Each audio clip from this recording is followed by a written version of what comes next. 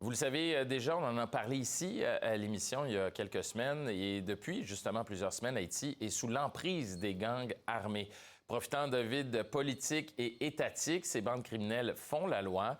Une intervention militaire sous le leadership du Canada semble imminente. Mais comment ça se passe concrètement sur le terrain? Bien, on va aller rejoindre Étienne Côté-Paluc qui est sur place, qui va nous donner les plus récentes nouvelles. Étienne, salut.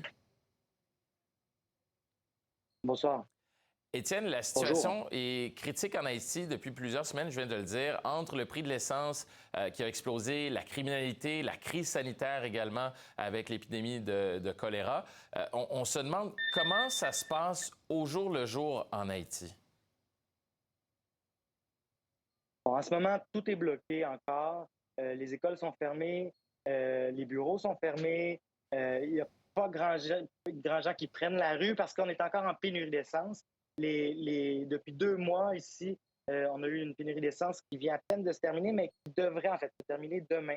C'est ce que le gouvernement a annoncé. Normalement, les pompes à essence devraient réouvrir demain. Après 4-5 jours de distribution, il y avait un terminal pétrolier qui avait été bloqué par des groupes armés pendant 2 mois.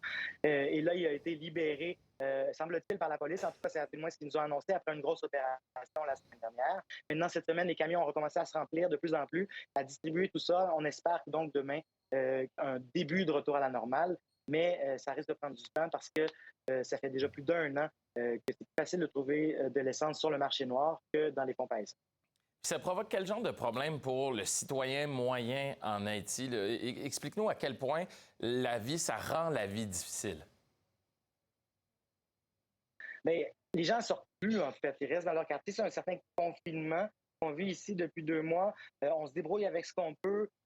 Tout dépend de l'essence. Ici, dans le pays, on ne réalise peut-être pas ça du Québec, mais tout ici fonctionne avec l'essence. Des génératrices pour les bureaux, les hôpitaux, la distribution d'eau dans les tuyaux de la ville, bien, il faut qu'il y ait une pompe qui puisse les envoyer avec de l'essence.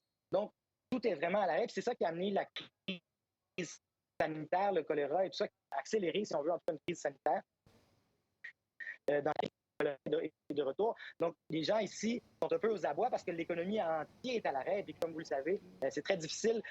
On se débrouille avec ce qu'on peut. On mange beaucoup de mangue quand c'est la saison. En ce moment, c'est la saison des avocats qui vient de se terminer. Les gens, ils se débrouillent avec ce qu'ils peuvent trouver. Mais les revenus sont vraiment, vraiment maigres depuis 2 mois ici. Les gens ont beaucoup de misère. Et ça provoque de la violence, tout ça. J'ai parlé des gangs armés qui contrôlent jusqu'à un certain point des secteurs entiers de l'économie et des secteurs entiers, des quartiers entiers. Qu'est-ce qui est fait sur le terrain, dans le concret, pour tenter de contrer cette emprise des gangs armés?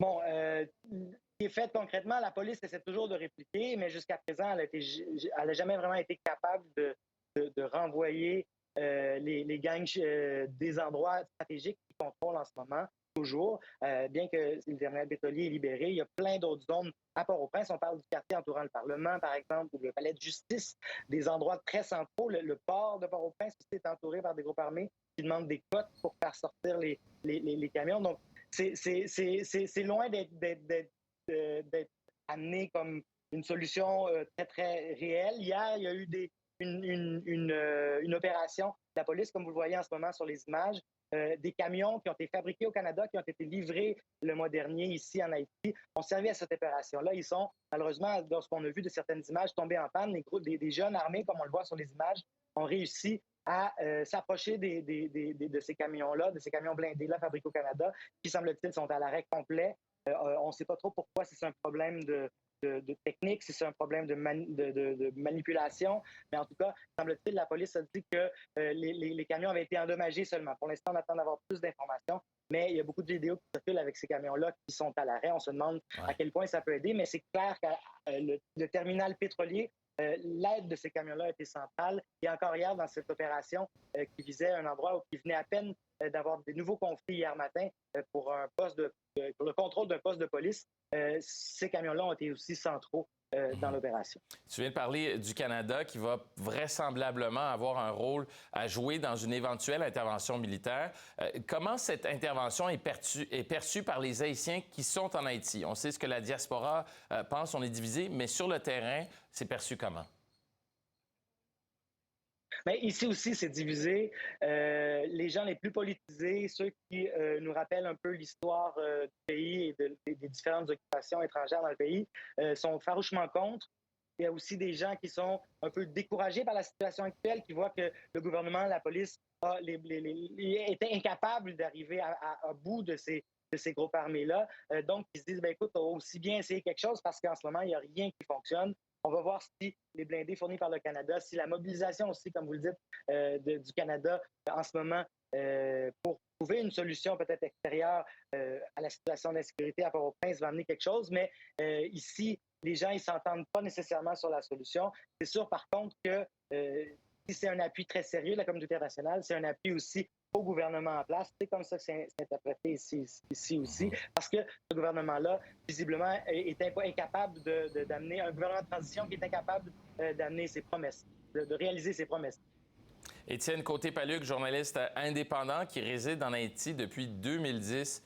Merci énormément de nous donner des nouvelles de ce qui se passe dans la vie de tous les jours sur cette île des Caraïbes. Merci Étienne, à bientôt. Merci, à bientôt.